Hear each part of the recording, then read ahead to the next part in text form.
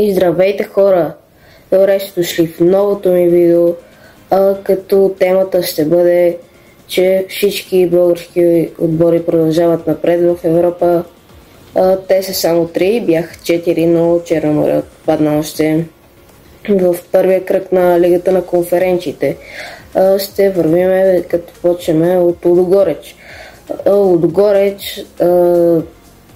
се стремях към Шампионска лига, както винаги, но не успяха да преодолеят Ференчварош, като в първия матч в Разград останаха равностойни с 0-0, но обаче втория в Унгария матча Ференчварош доминираше и ги размазаха с 1-3-0.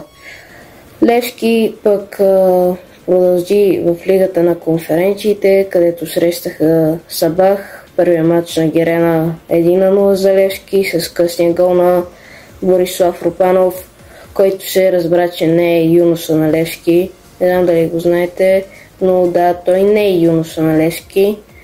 Всички смятат, че е юноша, но той не е. Във втория матч Левски победи, но този път с 2 гола. Тази доминация на Левски напоследък е доста силна, като нямат загубен матч в Лигата на конференциите, в Европа имат само един срещу Брага и са с 4 от 4 победи в българското първенство FBET Лига, като това е доста една силна серия, като се сравновават с Лудогорец за първото място в FBET Лига. Да преминаваме към Арда, които играха срещу Зalgiris и в първия матч в Кърджали победиха с 1-0 с червен картон за Zalgiris. А във втория матч Арда отново победи, но с този път с 2-0 и Zalgiris отново получиха червен картон, но този път не един, а цели 2 и останаха с 9 играча до края на матча. Тази доминация, които тези три отбора допринасят в Европа, е доста силна, защото може да видим поне 2 български отбора в европейски турнири, като Лудогорец ще играят с Кендия за влизане в Лига Европа, Левски ще играе срещу Алкамар за влизане в Лигата на конференциите, а Арда ще играе срещу Раков Ченстахова. Те имат огромни шансове и те да се класират за Лига Европа.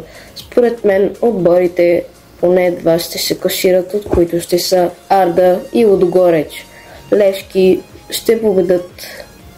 Не се знае дали ще победат. Ще бъде доста трудно срещу нидерландския съперник, който миналата година победи шампиона на Лига Европа, който стана в сезон 2024-2025 Тотнам Хотспър с 1-0, но после на Тотнам в реванша ги победи, но направо ги размажа.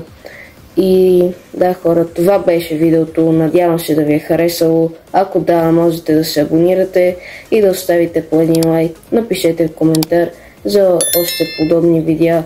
И чао!